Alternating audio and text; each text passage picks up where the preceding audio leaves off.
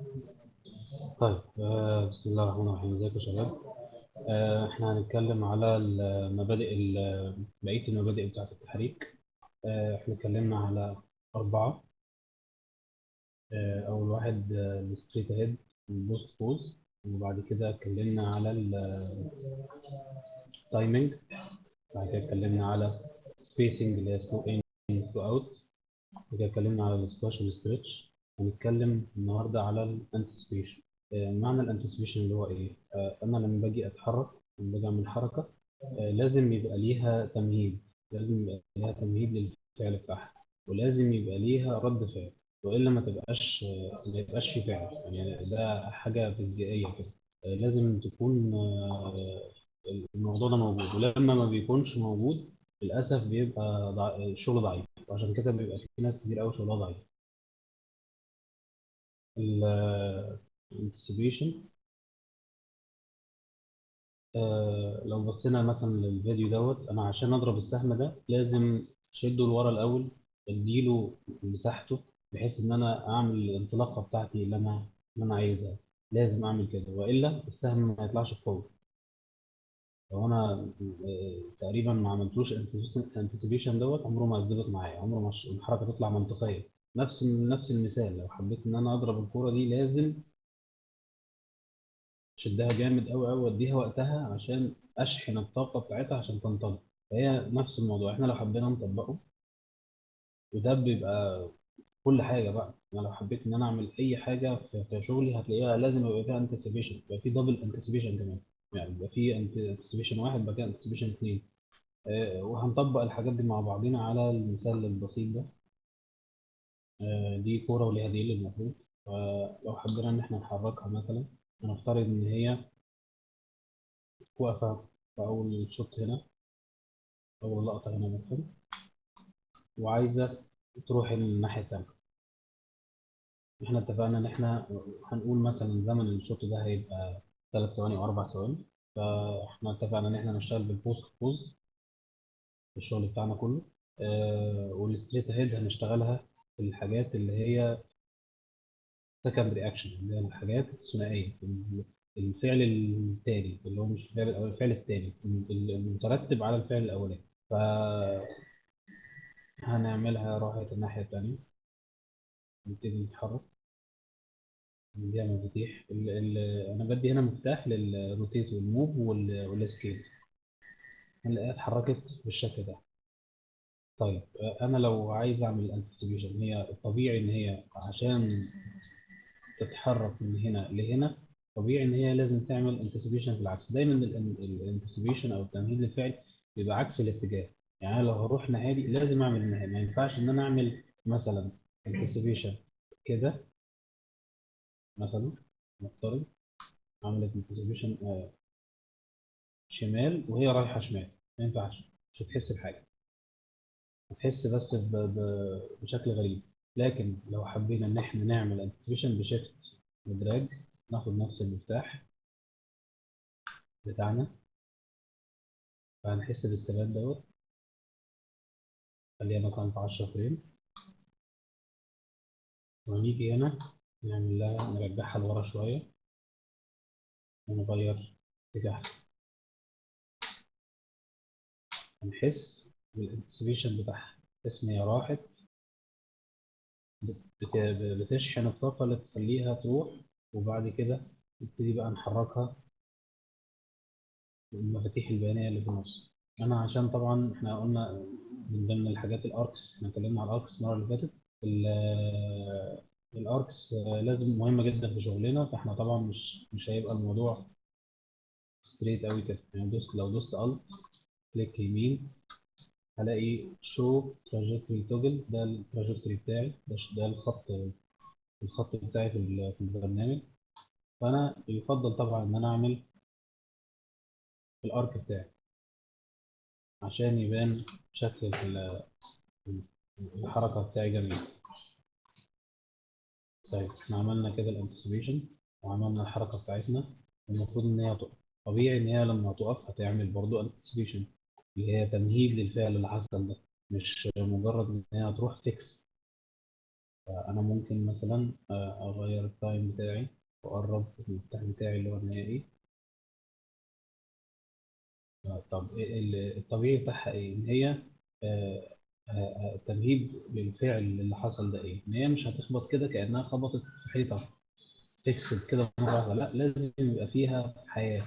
يبقى فيها حياة بإن إحنا نديها انتسيبيشن عكسي برضه. الانتسيبيشن العكسي ده هيديها فرصة إن هي، أو هيديها شكل طبيعي شوية. ولو إحنا حبينا نشوف الحاجات دي، يعني أنا أحب إن أنتوا تعملوا الموضوع ده بنفسيكم. كاميرا، تيجي تصور نفسك وتشوف ردود أفعال الحركة بتاعتك أنت، عشان تحس الموضوع بنفسك، وتحس قد إيه الموضوع حلو وجميل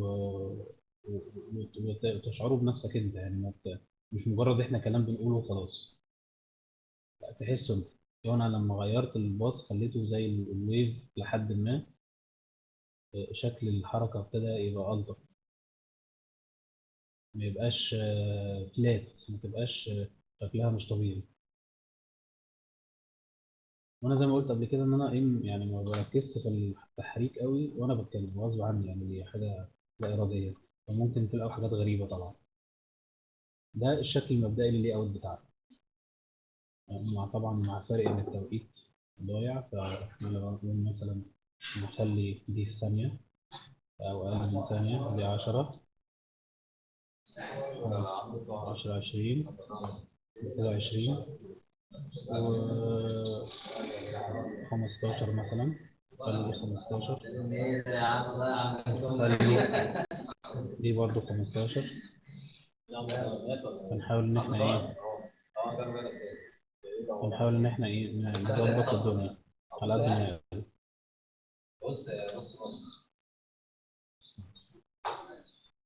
ف ف فال زي ما انتم شايفين احنا بنحاول اظبط على قد ما بقدر التايمنج، بحيث ان انا اوصل بالنتيجه اللي انا عايزها. يعني الانتسيبيشن هنا في مبالغه سنه، نحاول نظبطه. الانتسيبيشن بدل احنا هننزل لتحت، يبقى لازم يبقى ينزل لتحت برضه شويه، لازم الكيرف يبقى افضل من كده. والموضوع ما فيهوش قاعده معينه، يعني هو الموضوع معتمد على السنس بتاع الواحد، مش اكتر من كده. ممكن بدل احنا جايين من تحت ممكن نطلع لفوق.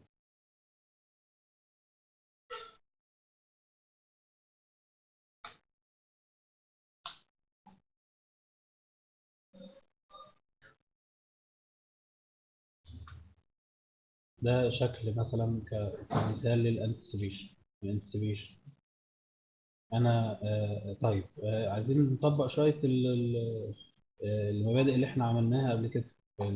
نعمل بقى السكند رياكشن. احنا دلوقتي عندنا بقيه الديل بتاع الكاركتر. فاحنا ممكن انا بستخدم الهيلبر هنا عشان مفيش حاجه تضايقني، ان انا امسك الهيلبرز بس اللي انا اوريدي عاملها نفسي. طبيعي ان هو لما الحركه دي هتحصل، طبيعي ان شكل الديل هيتغير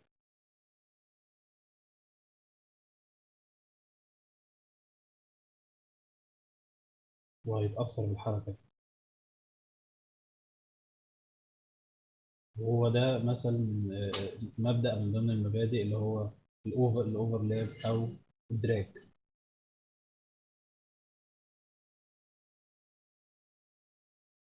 شكله مشكله.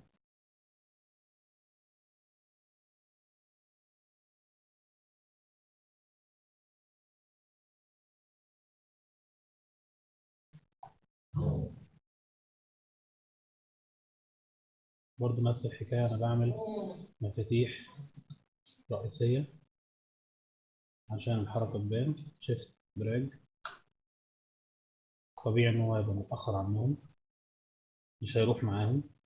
يعني هو المفروض ان هو يفضل ثابت على الشكل ده لغايه مثلا فريم 70.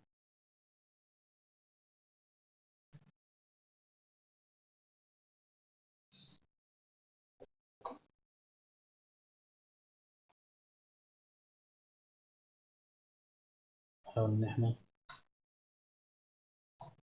نأخر ده شوية.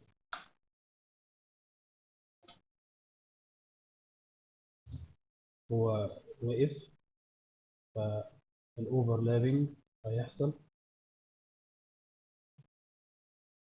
وهو ده الفولو ثرو، مبدأ الفولو ثرو هنيجي نشرحه احنا سبحان الله بنشرحه اوتوماتيك. هو مبادئ التحريك هي داخلة يعني في الحركة كلها من أولها لآخرها.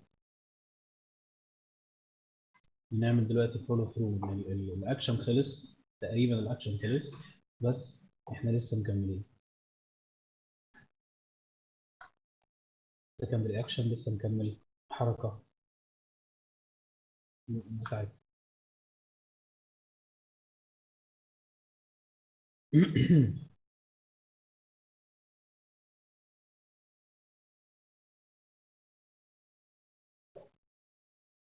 أنا بقى بحرك التايم لاين وبختار وقته عن طريق الكنترول والالت، بدوسهم مع بعض. وبدوق لما احب اكبر من ناحيه اليمين من اخر اللقطه بتاعتي ادوس كليك يمين وافضل دايس وادراج، والعكس مش كليك شمال.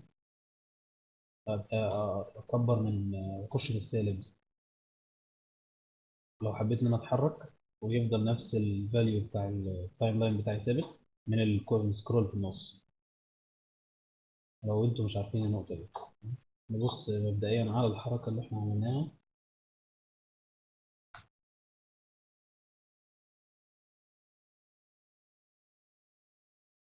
بطيئه سنه، بس فيها المبادئ اللي احنا بنتكلم المبادئ الخمسه اللي احنا بنتكلم فيها. عايز طبعا تظبيط كتير، عايز حاجات كتير. لكن هو ده اللي انا بتكلم فيه، ان في فرق كبير قوي ما بين ان انت تعمل حركه بانتسبيشن، وفي فرق كبير ما بين ان انت تعمل حركه من غيره، اذا كان تمهيد للفعل او رد فعل. الموضوع مهم ولازم ناخد بالنا في كل حاجه. الانتسبيشن مهم، انا هوريكم مثلا امثله دلوقتي.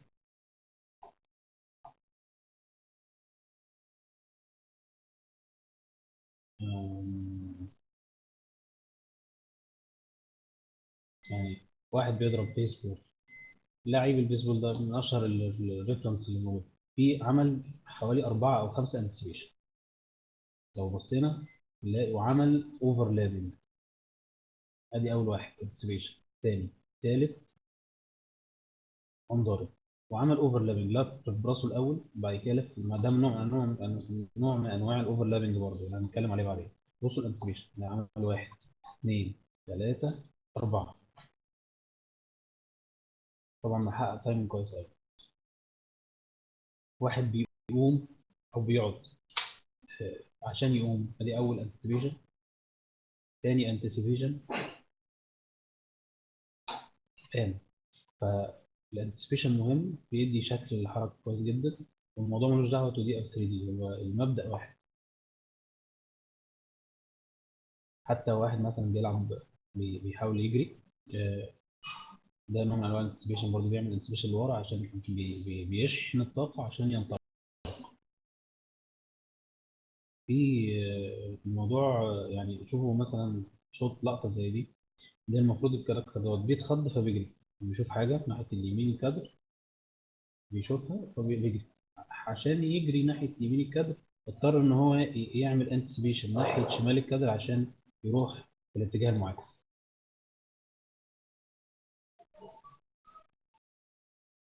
في حاجه اسمها انفيزبل انتسبيشن، غير مرئي، هو مش متشاف. ده بيبقى في السنابي، في الانيميشن السناب، ان هو بيبقى سريع جدا ما بيبانش. يعني ده واحد شاف حاجه فاتخض، لكن لما نحط له بقى الفاست انتسبيشن اللي هو الفيزبل ما بيبانش ان هو اصلا احنا عملنا تمهيد للفعل. ضغطنا راسه وهنحط. في فرق كبير قوي. هو مش باين بس عمل الحركه، خلى الحركه شكلها حلو. وهو حط فريمين، يعني الحركه معموله ممكن تلاقيها مثلا معموله في 9 فريم او 10 فريم، تقريبا ثانيه يعني نص ثانيه في شغل. احنا طبعا ما عندناش احنا بقى الدبل والوانس والكلام ده، هو فريم واحد، هو وانس فول.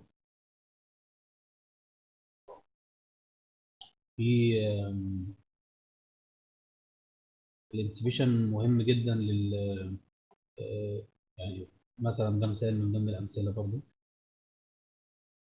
عشان يوقف الكوره لف رجله، يعني مش شرط الانتسبيشن، لف رجله انت بتقعد تكريت، يعني دي بقى السنس بتاع الانيميتر. لف رجله بشكل لذيذ عشان يوقف الكوره، راح الاتجاه العكسي، ادي اول انتسبيشن. بعد كده قام رايح طلع لفوق، حرك رجله وبعد كده قام مرجعها تاني. فالقاعده هي دي القاعده اللي احنا لسه شارحينها دلوقتي. واحد بيستلم كوره، احنا هنا في مصر نعملها كده، يعني نوقفها لغايه هنا بس، مش اكتر من كده. لا، هو عشان يستلم الكوره صح لازم ايده ترجع لورا، لازم، والا مش يبقى الكوره دي ملهاش وزن.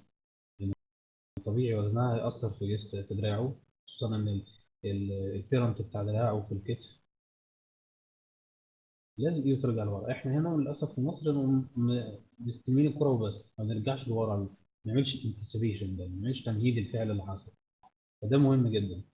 هو كل المبادئ مهمه، ما فيش مبدأ مش مهم. عمل هنا اتنين انتسيبيشن، طلع لقدام وقام رجع لورا، يعني خد الكوره ورجع بيها وقام طالع لقدام عشان يرجع لورا. عمل اتنين انتسيبيشن. دي ما تقريبا مدرسه ديزني هي، يعني انتوا لو بصيتوا مسكتوا شطات كده من شغل ديزني ونزلتوها عندكم وقعدتوا تمنتجوها وتقطعوا منها، هتلاقوا ان اغلب شغل ديزني بيبقى فيه اتنين وثلاثه انتسيبيشن. المبدأ اللي بعده احنا تقريبا شرحناه، اللي هو الاوفرلاب.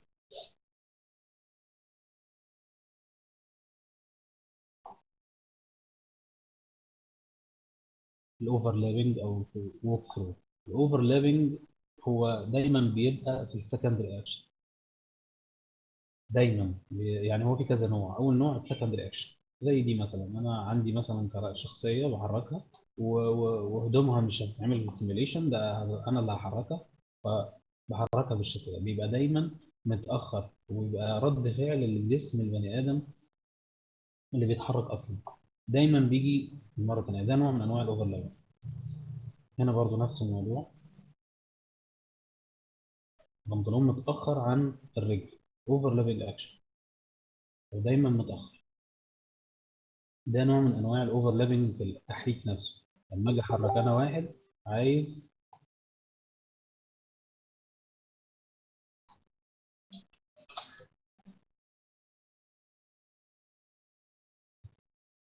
انا واحد عايز اخبط بايدي على على الترابيزه، طلع بالكوع، ولما نزل بكوع الايد كانت لسه بتطلع، اوفرلاب.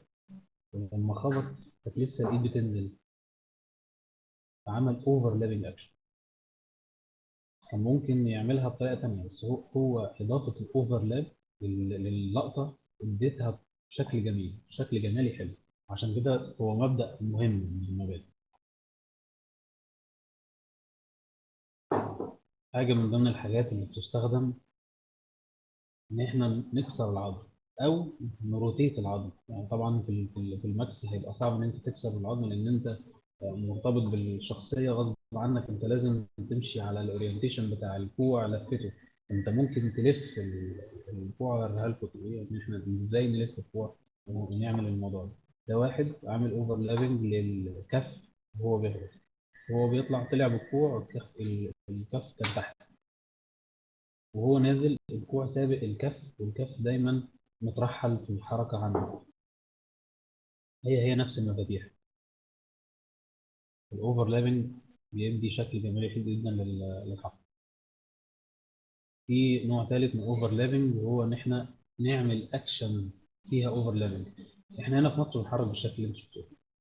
لما واحد يطلب مننا المخرج ان احنا نخلي الكاركتر يلف من اليمين للشمال او من الشمال لليمين، نعمله كده. لكن فعلا بورنج، يعني هو حتى ريتشارد كاتب لك بورنج، هو فعلا ممل. لكن لما يجي بقى يعمل اوفرلاب، عمل الراس بعد كده الرجل بعد كده الجسم، ده نوع من انواع الاوفرلاب. ده بيخلي شكل جمالي للحركه حلو، الحركه فعلا شكلها بقى الطف. هي نفس الحركه، هو نفس التوقيت، بس فصل الحركه. هي طبعا التوقيت الوقت طول، بس شكلها بقى حلو. حط، زود كمان يعني، ما انتهاش يعني، لسه الموضوع مفتوح معاه. زود بربشه، وخلى راسه تنزل لتحت، وزود الكتاف. وبعد كده راح خلى رجليه بدل ما تبقى اليمين ورا، عكس الرجلين. عمل ووك ثرو للجاكيت، طرف الجاكيت. فالاوفرلاب مهم جدا، لازم نستخدمه ونحطه في شغلنا، عشان هو فعلا مهم قوي.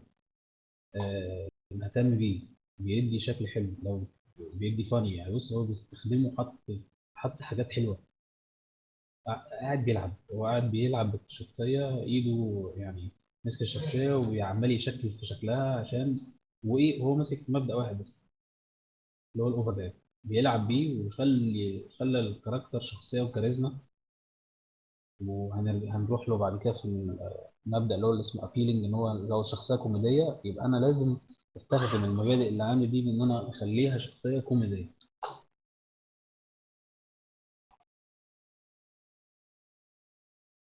آه، ده برضو اللي هو الاوفرلاب اكشن العادي، اللي هو النوع الثاني. كلب بيلف الناحيه الثانيه،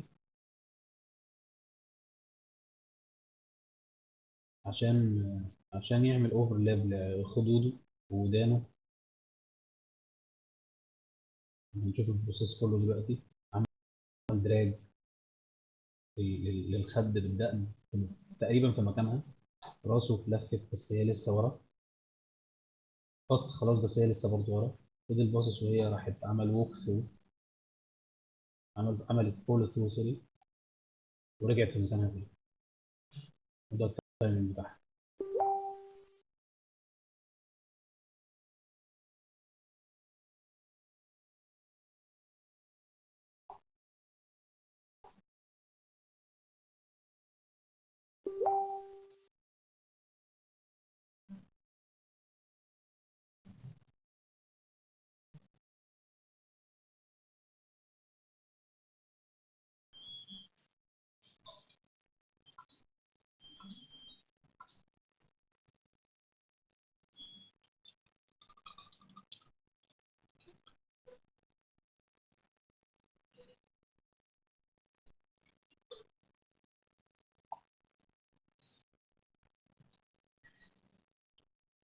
طيب.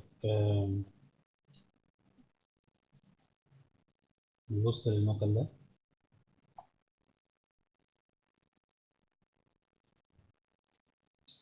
حب يعمل تعبير. احنا هنا لمعرفتنا عادي هنعمل مفتاح كده، ونعمل مفتاح كده. نعمل بوز عشان نشوف.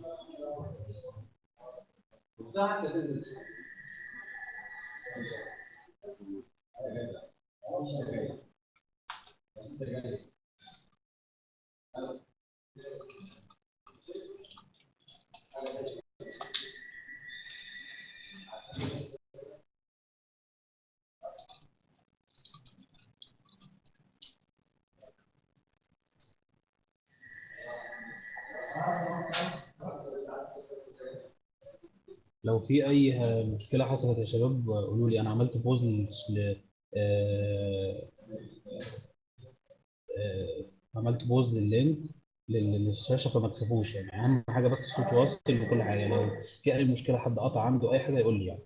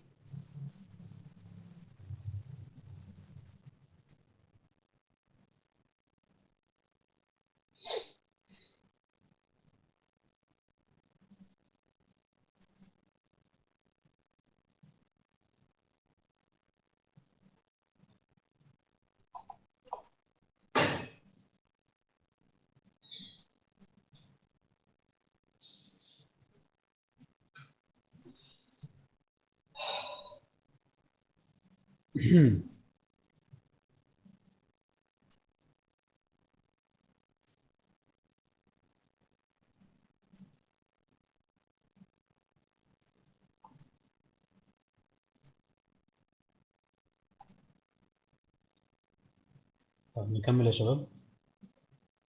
أه حب يعمل رياكشن.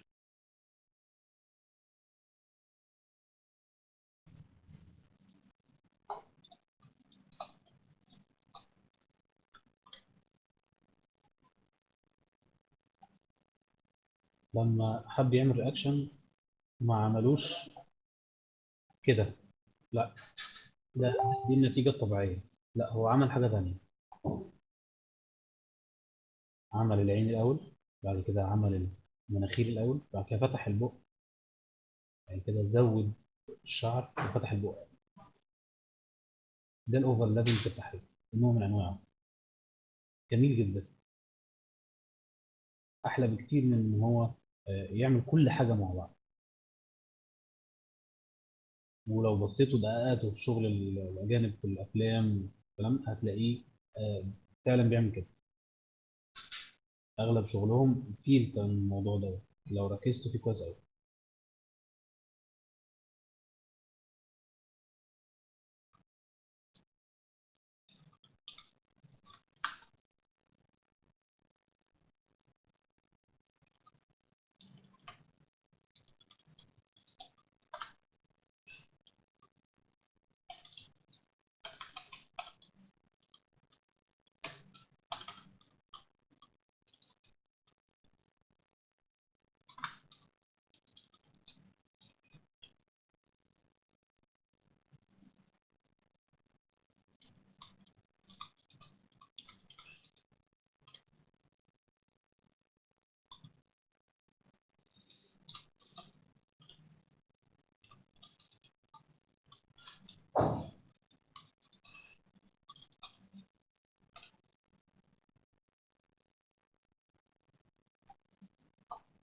تمام. فالموضوع ده يا ريت نهتم بيه جدا، لان الموضوع ده هيفرق في شغلك قوي وهيخليك متميز وسط حتى السوق المصري، لان اغلب الناس ما بتشتغلش بالطريقه دي.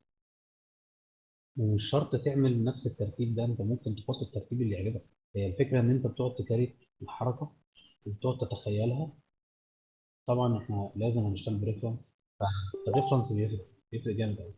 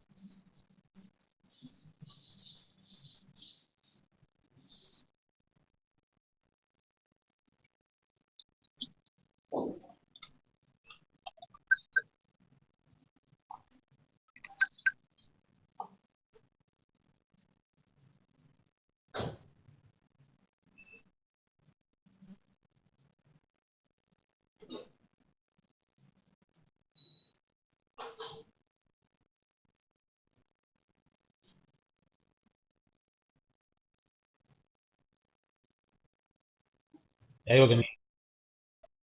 ازيك عامل ايه؟ امم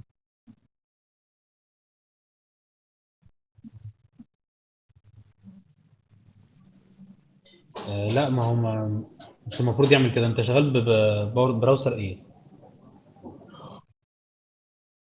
لا، المفروض ما يعملش معاك كده. المفروض ان انت اول ما تبعت طب استنى، أنا هبعت لك حاول ابعت لك اللينك تاني.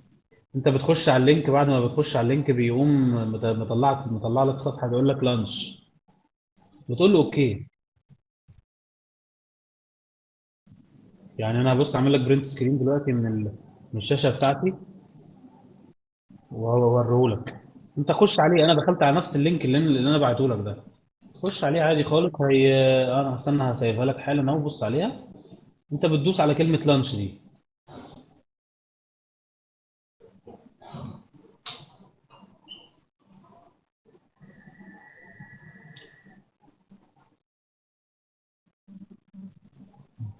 قلت بس لانش ابلكيشن، بس ده اسمه على ده. سيبه بقى يحمل هيفتح لك. سيبه هيحمل هيفتحها لك خلاص. انت ما مش هتعمل اي حاجه، انت هتقعد تسمع وتتفرج بس. تقريبا دخلت. انت دخلت كده. مم. اه انت دخلت بقى، ظهر عندي ان انت دخلت تمام. خلاص كده. مم. ماشي.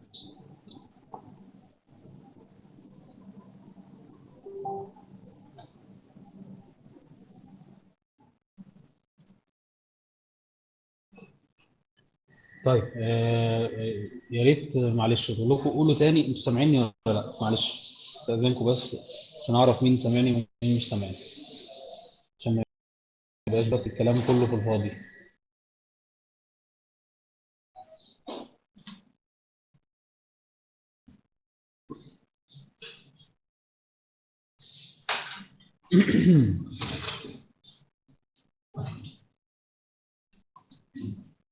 ماشي يا محمد، انت كده سامعني، ناقص الاثنين التانيين. ها، محمود تمام. يا عبد العزيز سامعني؟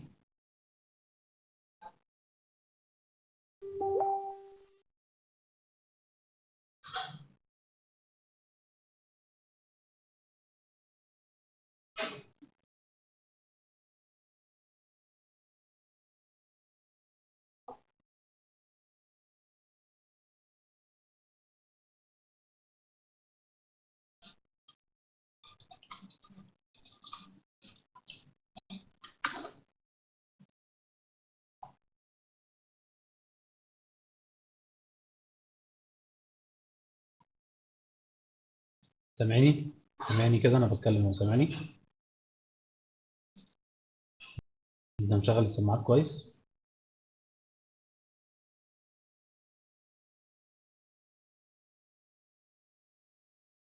مم. طيب.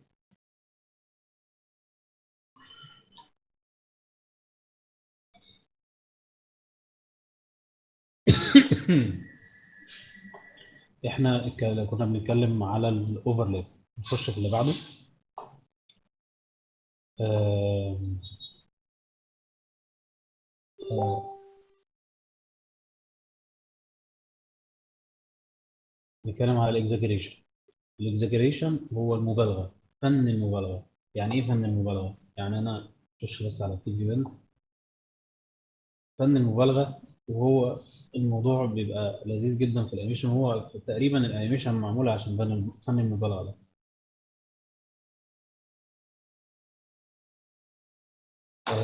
ازاي ابالغ؟ يعني لو افترضنا مثلا ان انا واحد واقف وبيحاول ان هو مثلا بيحاول ان هو يضرب شخص قدامه. في شخص مثلا قدامه بيحاول ايه يضربه. انا بحاول ارسم عشان الموضوع يوصل بسرعه، مش عشان ما نطولش، لان انا لو استخدمت الماكس هيبقى الموضوع صعب. انا لو حبيت ان انا ابالغ لو عايز اضربه هنعمل ايه؟ هنرجع بس لورا كده. هنعمل الانتسيبيشن بتاعنا اللي احنا لسه متكلمين عليه. الصح اللي بعده على طول بيقوم ضرب.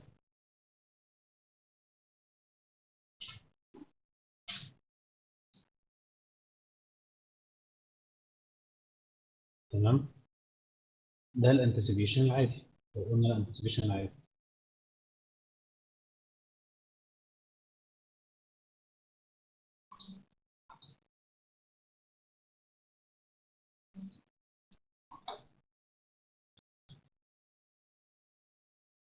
تمام. طب انا لو عايز ابالغ اعمل ايه؟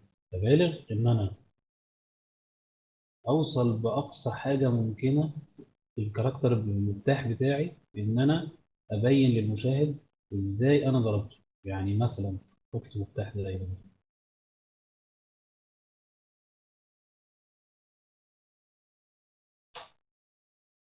ممكن ارفع الرجلين. ارفع رجلي مثلا. واحط مثلا مفتاح في النص.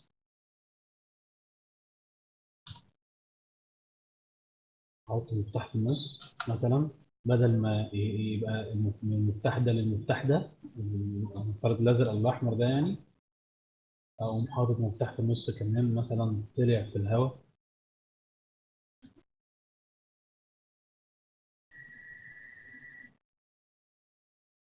بيحاول بيحاول يضربه. سلم لده. ده اللي انا قصدي عليه في المبالغه دي، مبالغه. لو عايز مثلا،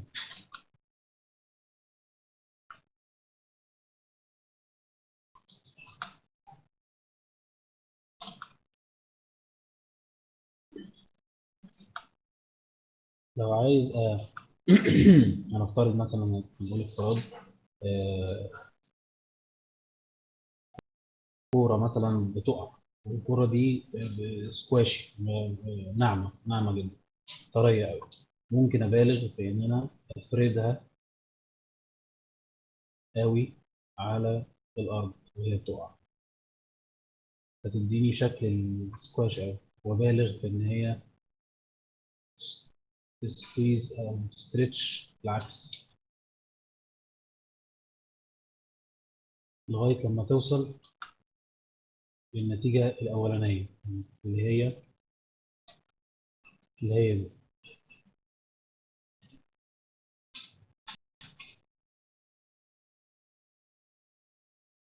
انا عملت مبالغه، وفي نفس الوقت طبقت السكواش والستريتش. دي مفاتيح مثلا يعني. انا عايز احاول مثلا اطبقه على الشخصيه دي. نختار مثلا مثال مع بعض مثلا. آه، هنقول شافت مثلا حاجه وبتتخض. مبالغه. طب ما نشوف امثله بدل ما نقعد نفكر.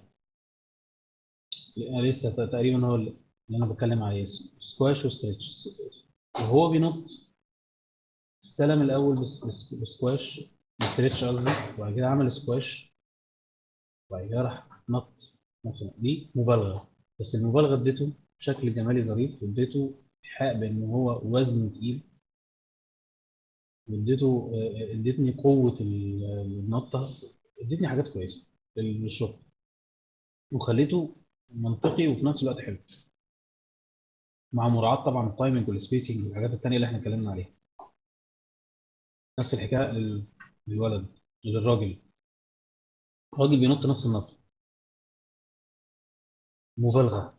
هو لو احنا عايزين، لو انا قلت مثلا لاي حد فيكم حرك نطه، مش هيحركها بالشكل ده. ليه؟ لان هو ما طبقش مبدا المبالغه. احنا عايزين نطبق في شغلنا مبدا المبالغه.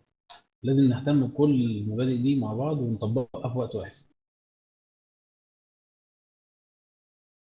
المثال ده لواحد قوي بيضرب، يعني واحد. انا دلوقتي لقطه للفوكس مثلا، الثعلب ده بيتخبط في الحيطه. انا عايز اعمل مبالغه، هي كده شكلها بيتخبط في الحيطه، شكلها كويس. لا، انا عايز اعمل مبالغه، فعمل ايه؟ شال مفتاح، شال فريم، ادت للمبالغه للخط قوه. طب عايز بقى ازود اكتر، ازود اكتر المبالغه، اوصل للاكستريم. لازم في شغلي اوصل للحد الاقصى دايما، ما اعملش العادي، ما اعملش اللي يجي في دماغي خلاص. لو قارنا الخطتين ببعض هتلاقوا ان الخطه دي افضل. فانا بستخدم المبالغه في الانيميشن بتاعي عشان اوصل لافضل شكل ممكن للقطه بتاعتي. فده المبدا الرابع بتاعنا. احنا عايزين نطبق، آه، عايزين نتكلم مع بعض. بس اللي هو مشكله ان للاسف البرنامج ده ما فيهوش، هو فيه شات بس ما اظنش ان هو هيبقى حلو. ف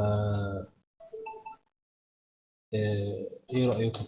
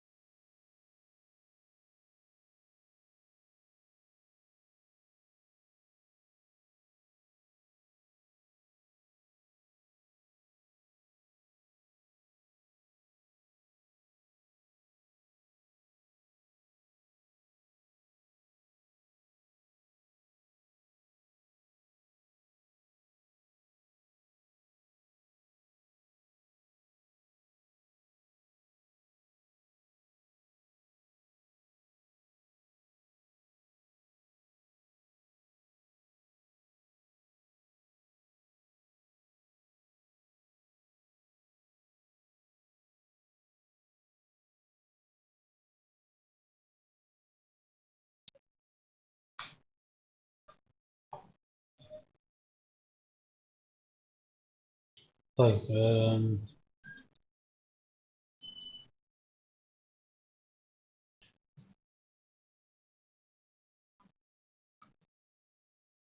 نعمل مثلا إن هي خبطت في التول دي بتخليني إن أنا أعمل روتيت بدرجات مقفولة، 90 80 100 درجات مقفولة. نفترض مثلا إن دي خطين وهي جاية بشكل سريع. نفترض إن هي مثلا جاية بشكل سريع، هتخبط وكأنها داخل والكلام ده تمام. آه، طيب نعملها كده. ده أول مفتاح لينا. المفروض إن هي جاية بشكل مسرع سريع قوي، بس مش واخدة بالها من ال- الحيطة.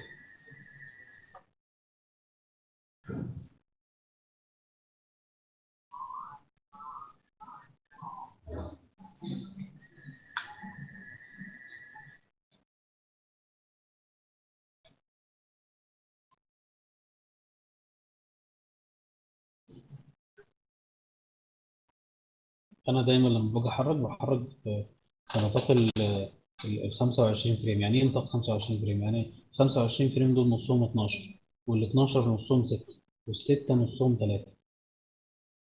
فدايما بتحرك في المبدأ ده. يعني يا يا 6 يا 3 يا 12 دايما. يعني برضه ملهاش قاعدة، بس آه، دايما انا بعمل كده في الاول، ولما بلاقي حاجه محتاجه تتعمل طبعا هتبقى محتاجه تايمنج فبظبطها. المفروض ان هي لما هتتخبط هتلف، تنزل بظهرها على الارض.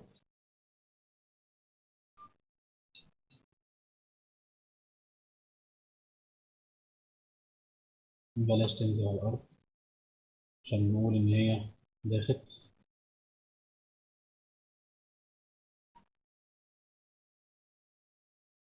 المفروض ان هي لسه مكمله.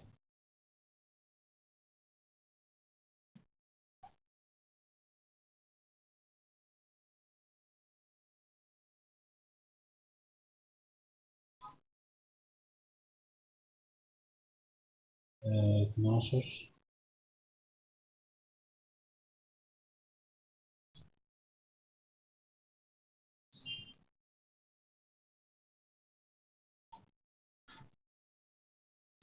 نعمل 12 فريم كمان.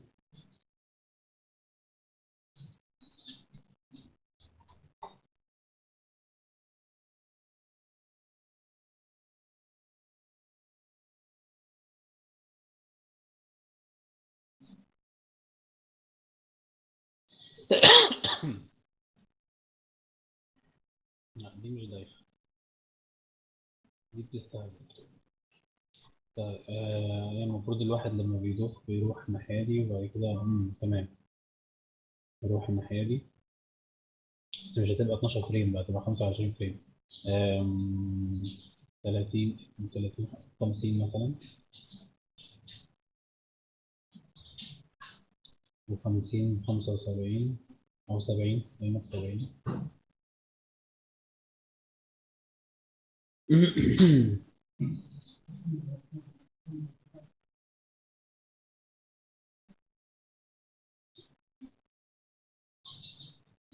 صحهم. ناخد ده نخليه 90، نمشي 20 فريم 20 فريم، ونقلل المساحة لغاية ما تظبط نفسها. نقلل الروتيت.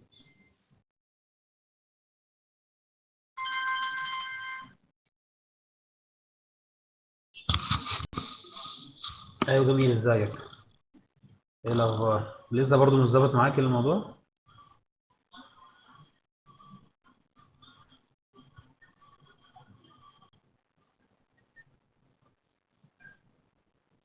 اه اه اه. مش. طب ما هو انت كنت قلت لي انا انه شغال، انا شايف بس مش سامع. امم آه،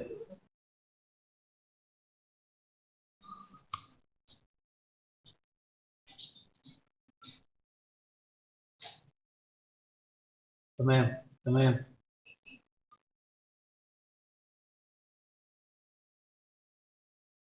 ايوه.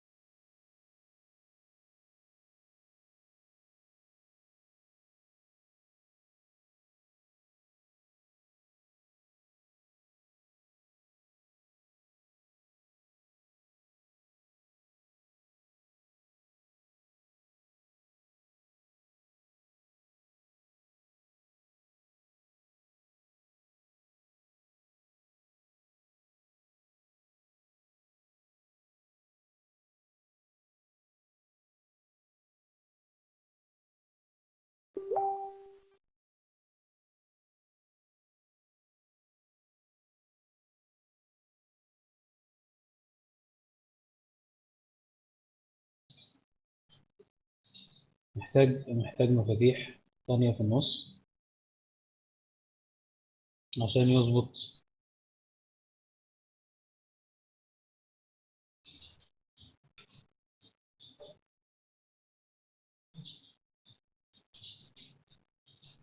محتاجين نظبطها على قد ما نقدر.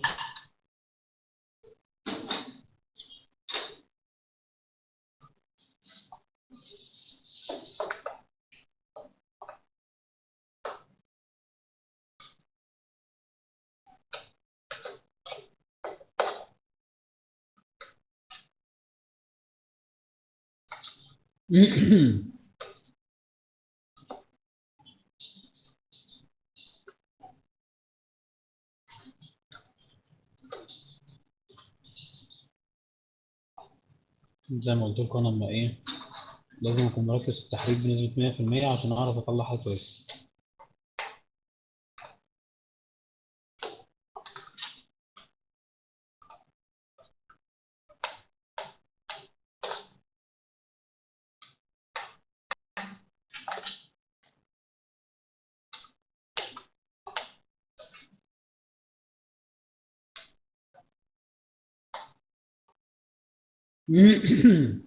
طيب هي بقت 165 فريم.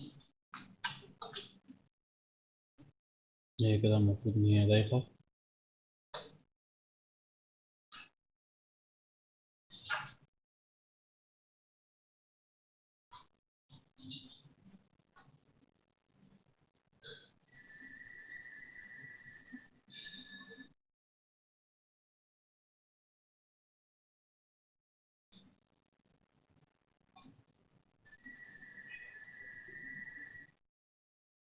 نحاول نظبط شكلها قد ما نقدر.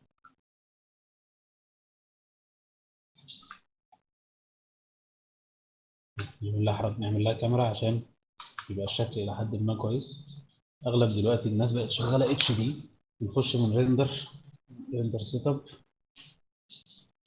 كستمايز اتش دي، تلاقوا الكادر شكله بقى مختلف. من الفيو، من البرسبكتيف، لو وقفنا على البرسبكتيف مثلا نعمل مثلا بالشكل ده.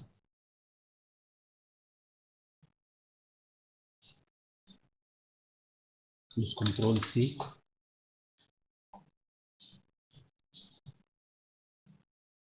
من الموديفاير نظبط بقى العدسة 35 أفضل حاجة، اللي هي رؤية العين تقريبا.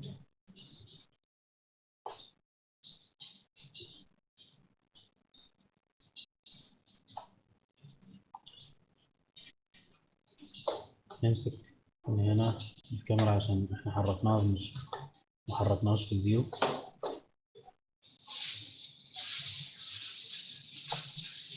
دي اللقطة بتاعتها، ده شكل اللقطة بتاعتها.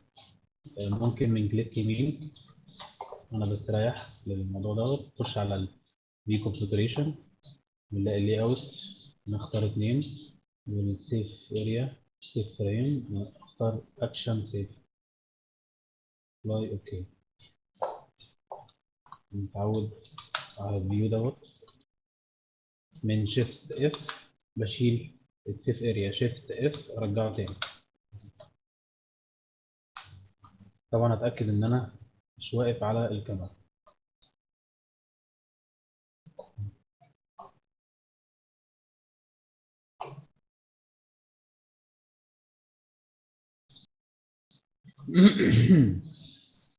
طبعا انت لو واقف على الهيلبرز مش هتعرف تعمل سيلكشن لاي حاجه خالص. انا شايف ان التايمنج ده كويس، ممكن نقلله فريم.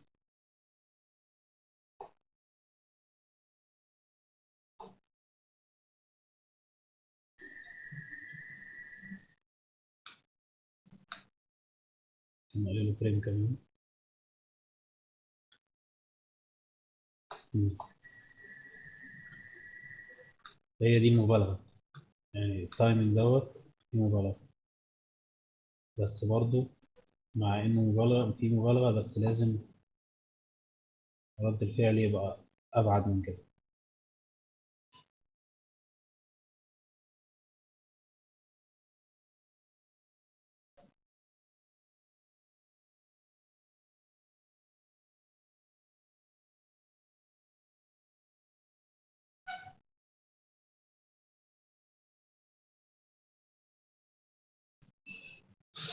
طيب، احنا محتاجين المفتاح دوت ناخده شيفت دراج ونرحله هنا شويه.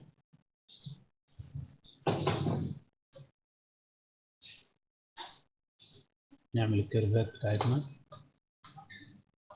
لو الكيرف ده هيضايقك شيله، مفيش مشكله خالص. اللي هو هيضايقك، بص هتلاقوا حركه مستقيمه جدا. هنيجي في النص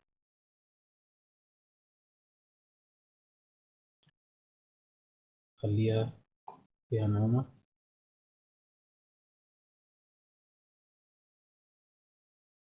فيبقى دايما الكيرف بتاعي ايه، ناعم.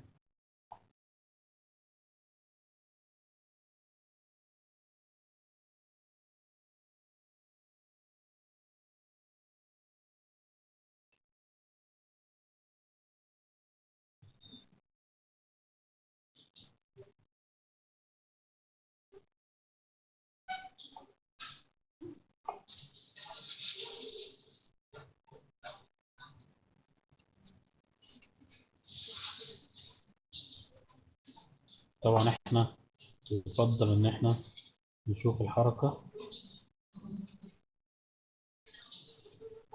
على البلاير.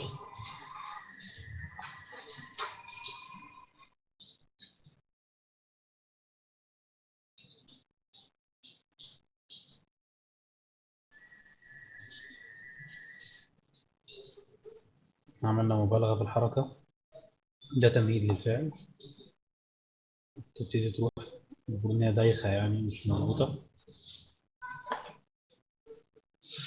يفضل ان هي ما تطلعش لفوق، يفضل ان هي تنزل لتحت.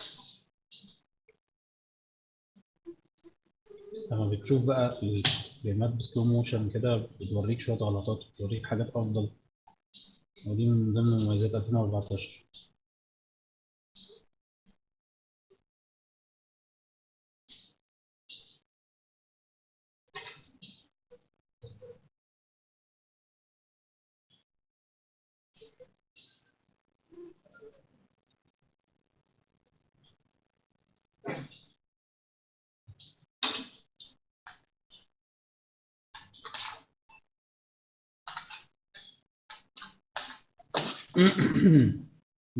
تمام.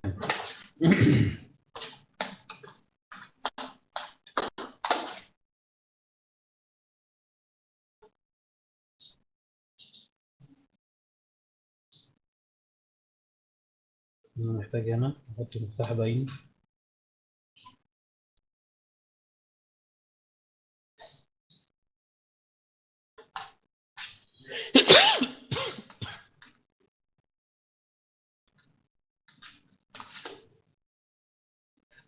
المفتاح دوت يبقى تحت، تبقى مايله.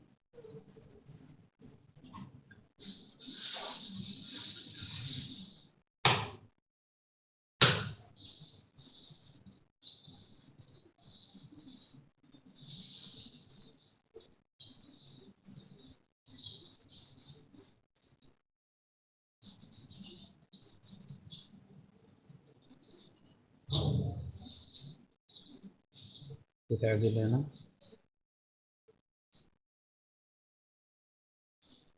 يمين شويه.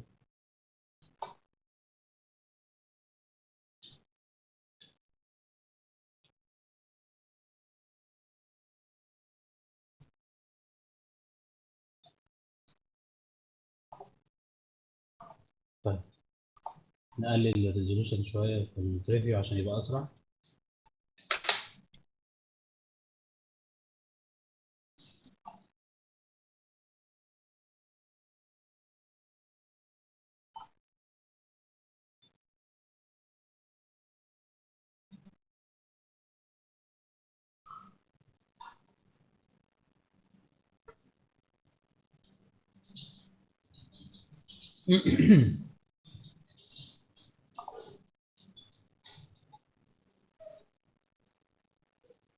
التايم محتاج يتظبط، المفروض تبقى ابطأ من كده.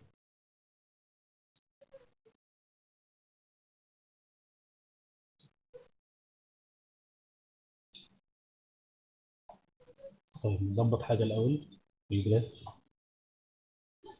نبص على كل البوزيشن الاول، نلاقي هنا مش مظبوط. ما بيبقاش مظبوط ازاي؟ كده مظبوط، كده مش مظبوط. لا التانجل معكوسه، تخلي اللي بتوين يفرق عن مكانه، بتعمل سبيسنج غلط، وفي نفس الوقت بتخلي الباص شكله بايظ.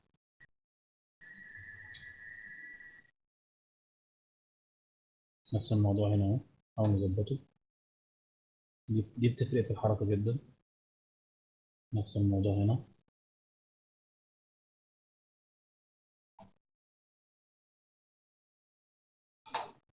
نفس الموضوع هنا برضو.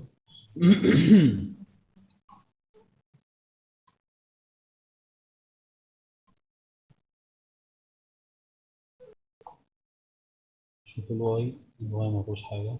الزد بايظ برضه، في كذا حاجه بايظه. هو ده اللي بيخليك تحس ان الحركه فيها مشكله. سليم.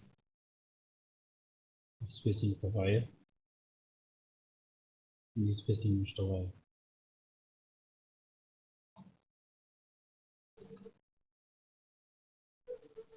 اهم حاجه ان هو ما يبقاش معكوس، يعني لو هو كده او كده مش مشكله، بس اهم حاجه ما يكونش معكوس.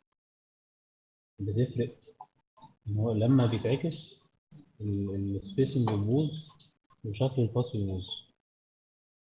شوف الروتيشن.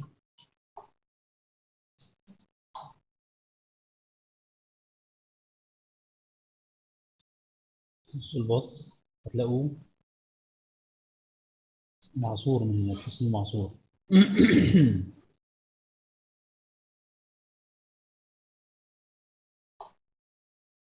نفس الموضوع.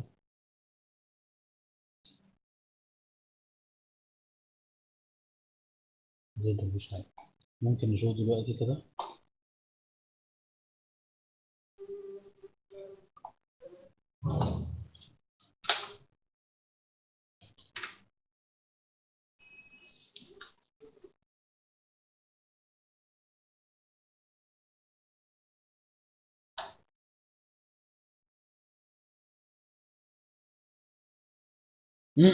طبعا محتاج يتظبط كتير. عايزين نعمل سلو ان سلو اوت.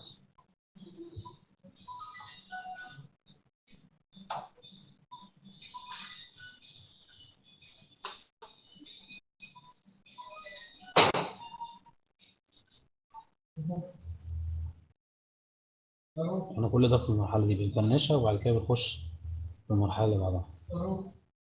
وان هي لما تدوخ تثبت هنا، تثبت هنا لحظة. ولما توصل هنا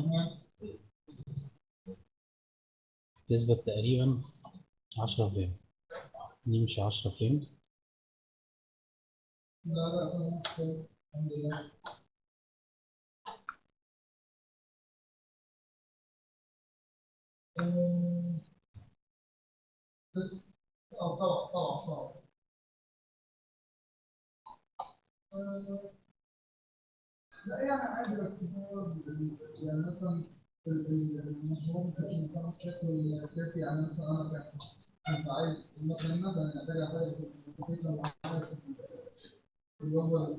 نقطع فريم. شيل 10 فريم.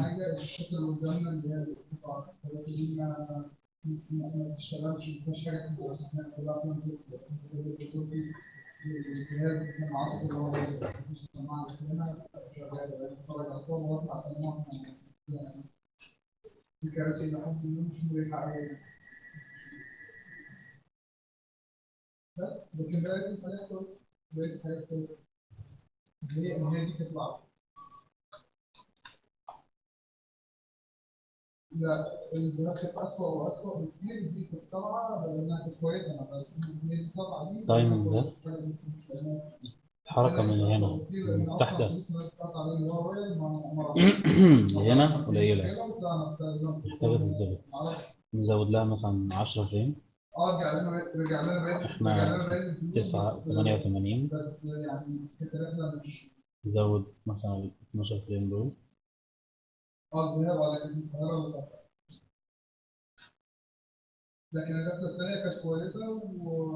طيب احنا دلوقتي الحركة من هنا لهنا،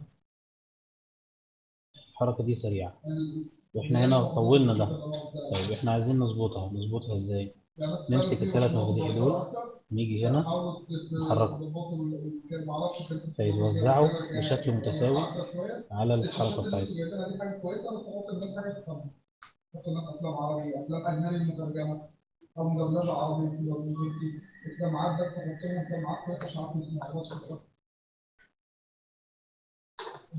نجرب كده.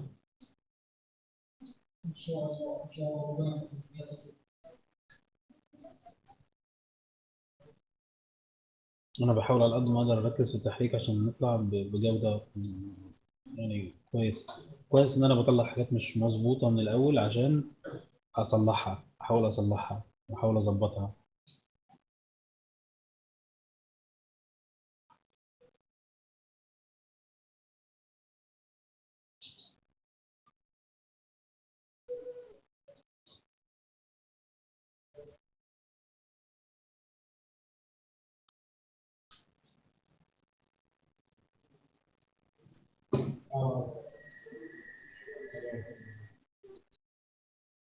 طيب الروتيت بتاعها عايز يظبط. الاورينتيشن بتاعها عايز يظبط. يعني اما خبطت هنا، مش الطبيعي ان هي تفضل معوجة. لا، هي طلعت اتحركت طبيعي إن هي تبقى كده على الأقل.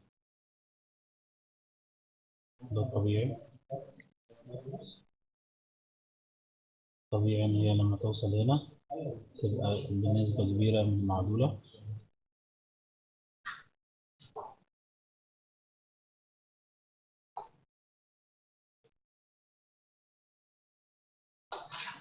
نفس الحكاية هنا برضه، نسبة كبيرة معدولة.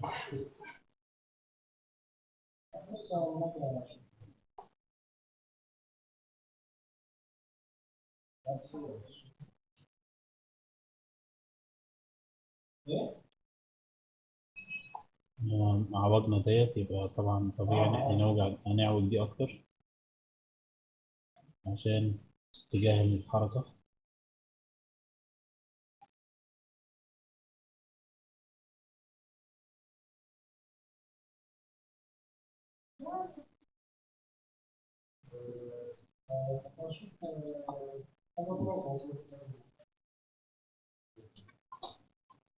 شايف المسافة من هنا لهنا.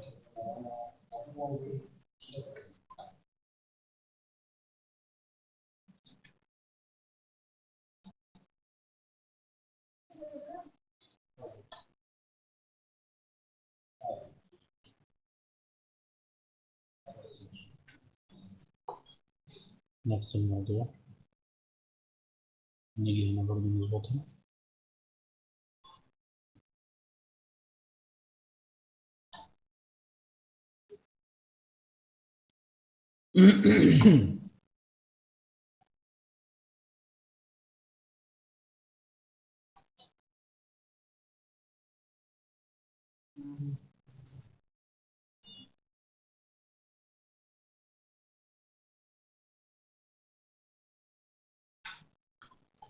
نخش على الجراف نظبط. في حاجات كتير قوي عايز أظبط مش مظبوطة. لما بتلعب في المفاتيح، الجراف بيحصل له مشاكل، بيتأثر، فلازم يظبط.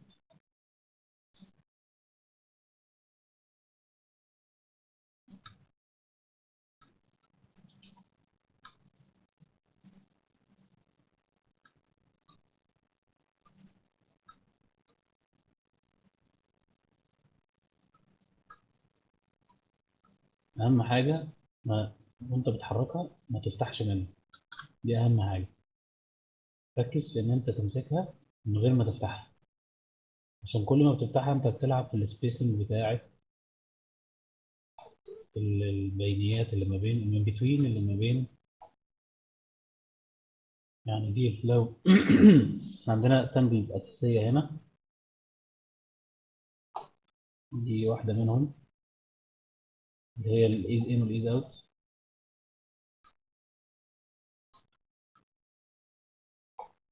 نفس الموضوع.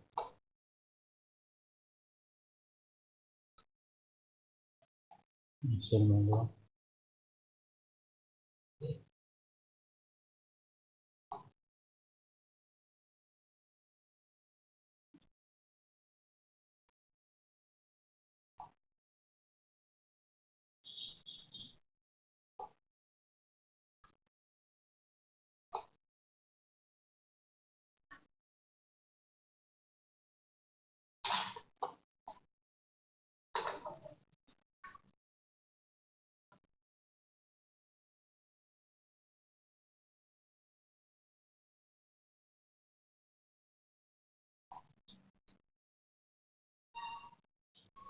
هنا هنخليها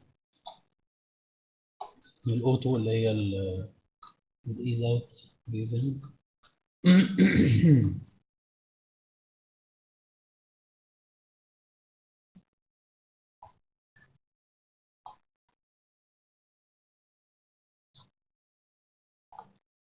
نشوف الحركة.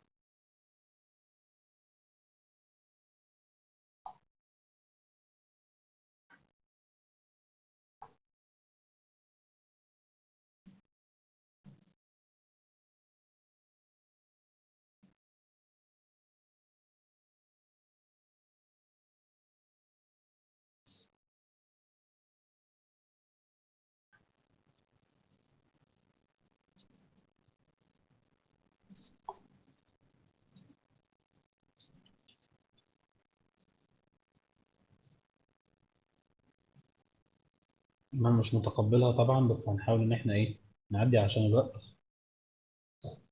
نختار حركة ونعمل زيها ان شاء الله مع بعضينا في الشغل بتاعنا يعني. انا بس بحاول اوصل لكم المبادئ بتاعتنا. نعمل بقى الاوفرلاب. طبعا احنا لو عندنا سكواش وستريتش كنا عملناه، بس للاسف هو مش متاح في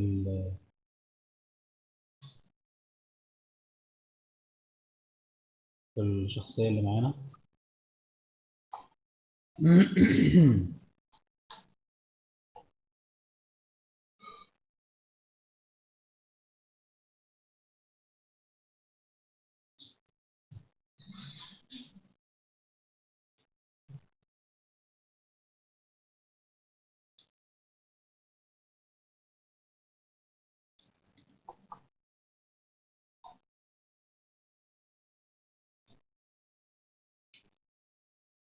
انا بعمل بيج داون وبيج اب، ان هما المفروض مرتبطين ببعض.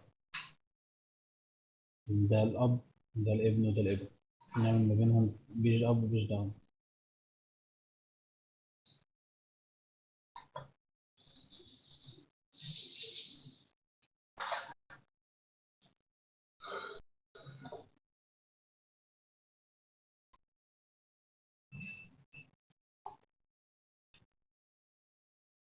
ده بنحركه ستريت اهي.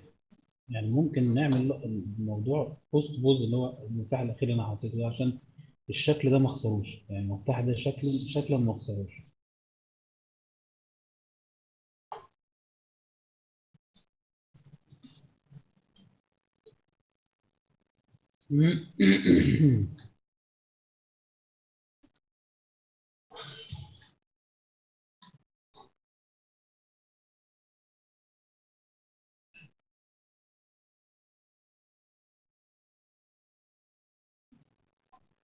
نحاول احط المفاتيح الاساسيه.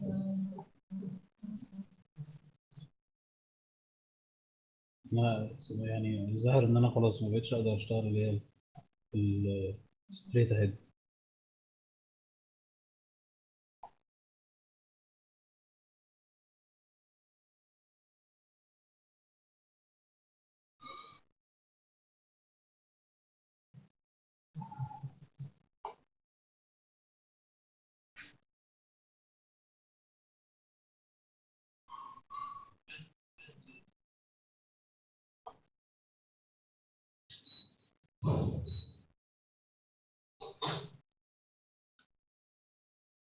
دايما هتلاقوه متاخر عن الحركه الاساسيه، دايما.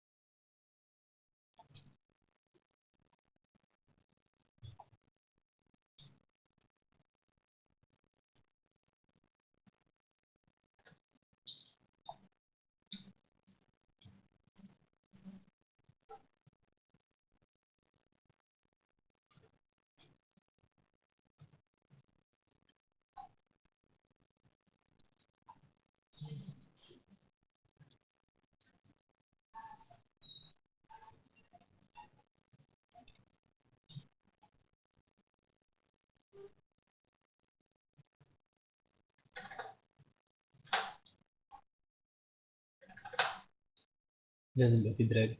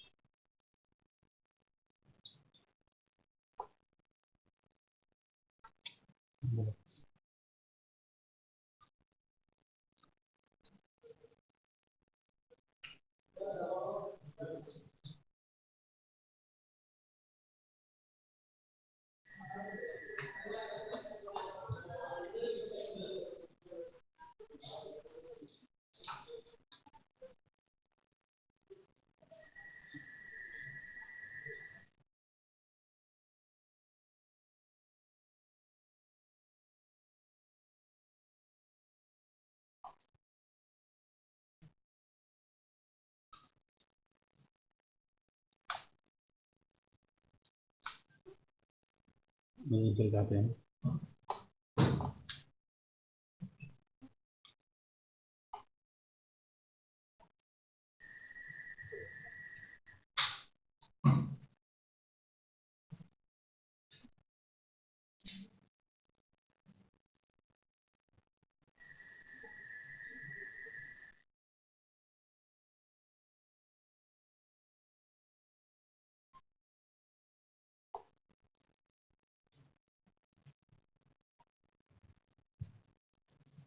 في طريقة سهلة، نحب نعمل سelection لدول بس من غير كل شوية بنعمل الحركة اللي احنا بنعملها دي. ممكن نكتب مثلا هنا ديل، نحب أعمل سelection عليه تاني أوصله بسرعة.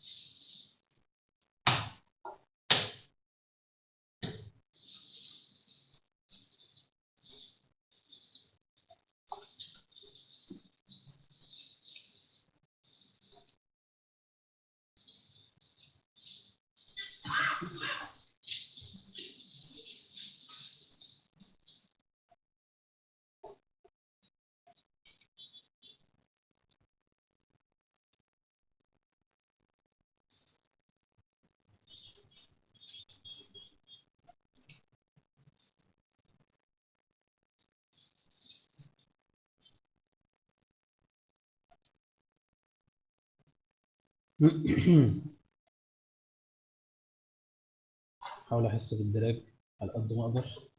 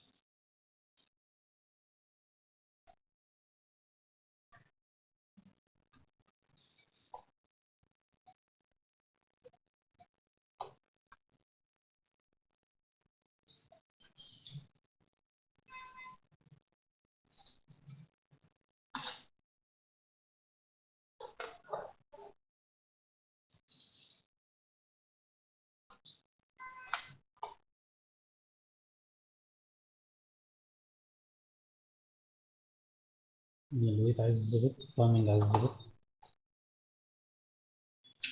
بس هي دي الطريقة اللي نحرك بيها الأوفرلاب والدراج. ممكن بقى نقعد نظبط التايمنج كده، نشوف إيه اللي غلط نصلحه.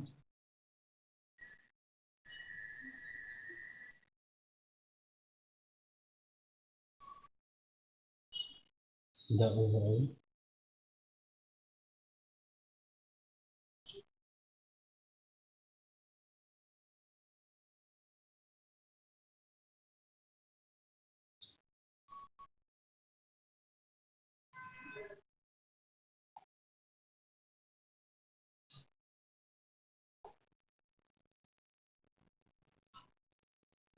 ده أوفر برضه.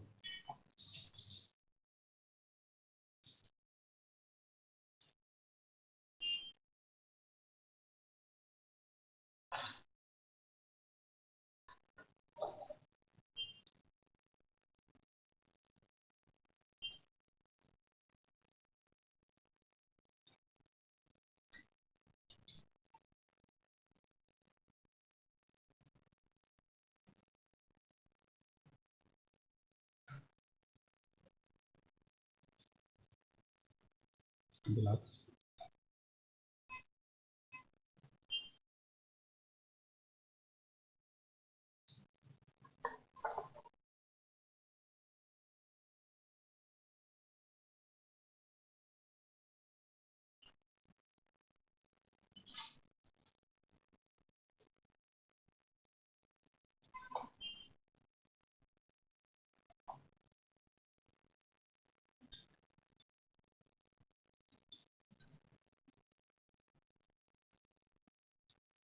لازم الأكشن يبقى على قد الفعل اللي إحنا بنتكلم عليه. ما ينفعش ولا يبقى فيه زيادة ولا يبقى فيه نقصان.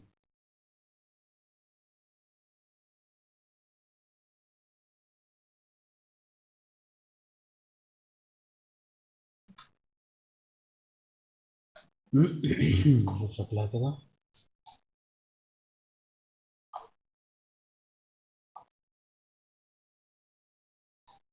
هنا في مشكلة في الأول.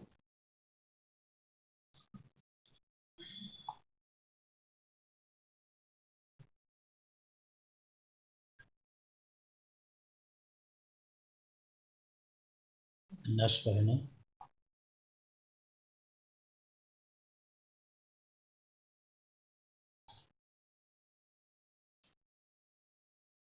محتاجة تتظبط أكتر من كده.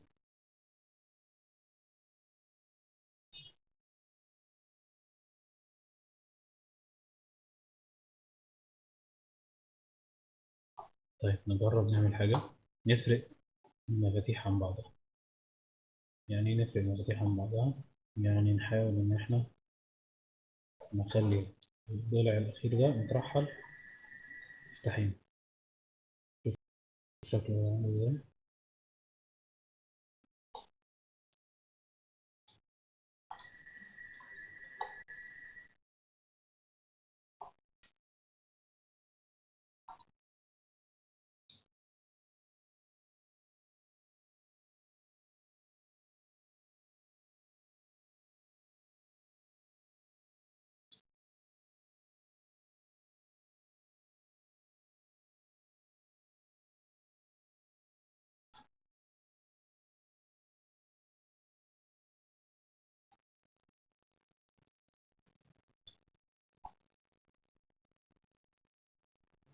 شكله بقى ألطف.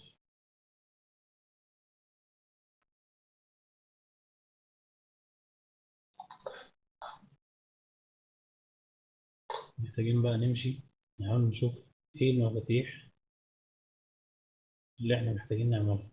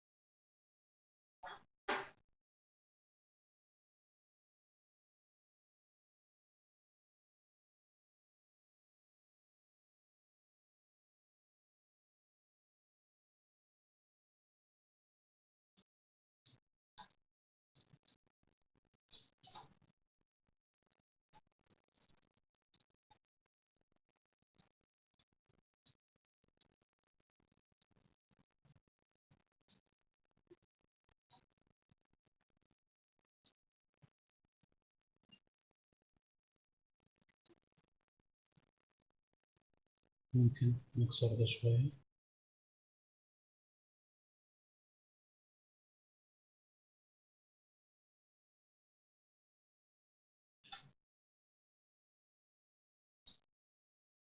نكسر ده زي شوية.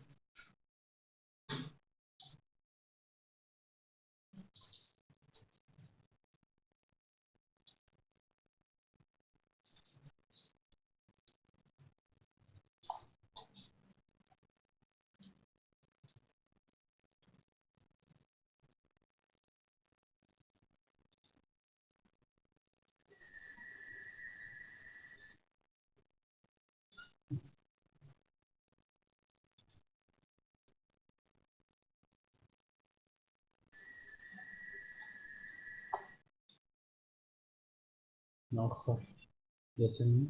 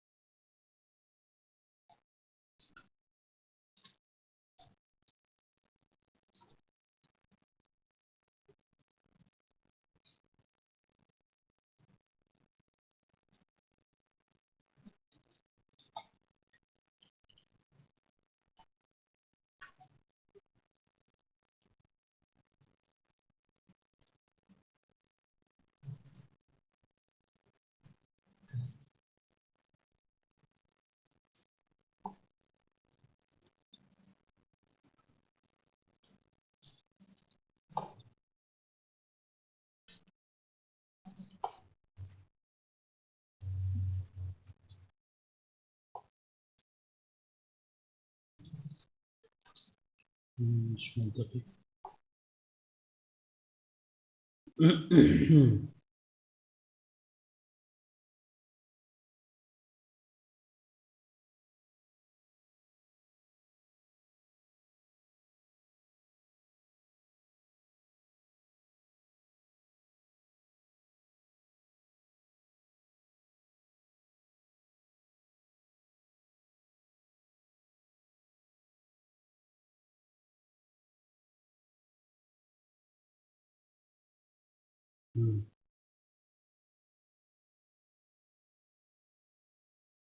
المشكلة هنا.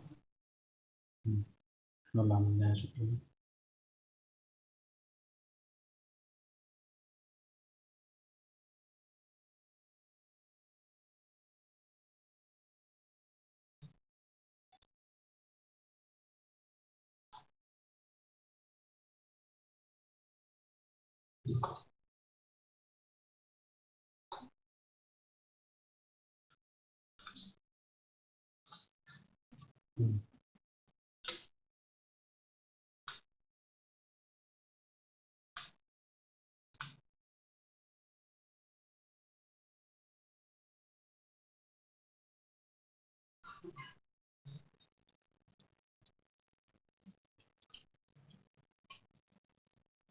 دي اوفر، نقللها.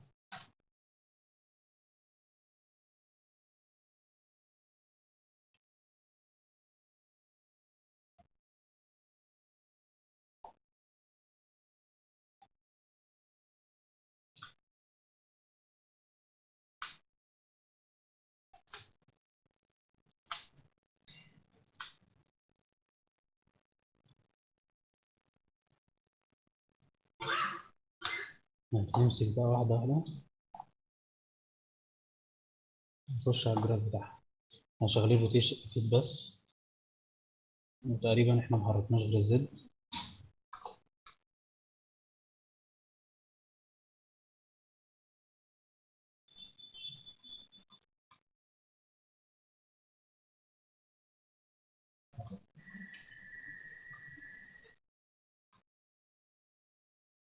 كل دي سبيسنج متظبطة، الكمبيوتر بيعملها اوتوماتيك، احنا بنشوف السبيسنج الغلط نظبطها. زي دي كده بس، مش كل حاجة بنبقى مظبطة، لأن كل حاجة ليها حسابات. هنقول هنقعد نتكلم في التانجل ديت برضه في حصة إن شاء الله، نحاول إن إحنا إيه نشرحها على قد ما نقدر. أدي واحدة، ناخد اللي فوقيها.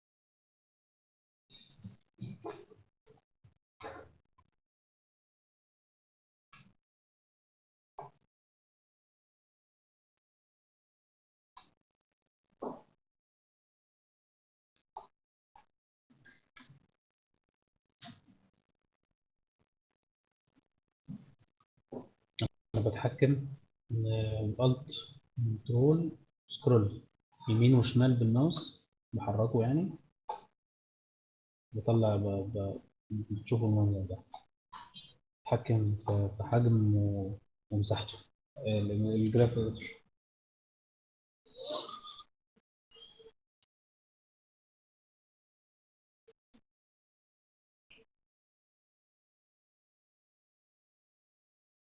لحد ما شكلها يعني هنا في مشكلة برضه، عايز أظبط تايمنج المفاتيح.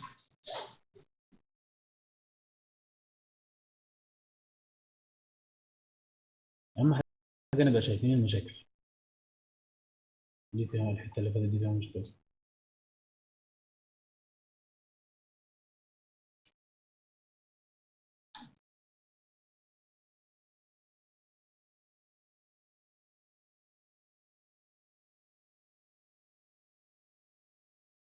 ف يعني ده التصور العام او الشكل العام، ازاي هنعمل دراج، ازاي هنعمل فولو ثرو للديل اللي هو التابع للحركه، وتقريبا ده يعني برضو مبدأ من مبادئ السكندري اكشن. اعتقد ان احنا النهارده كده خلصنا. يعني ممكن معاكم شويه كده لو حبينا ان احنا نتكلم، مثلا حد عنده سؤال، عنده اي حاجه، ممكن نخش على السكايب ونتكلم. تمام.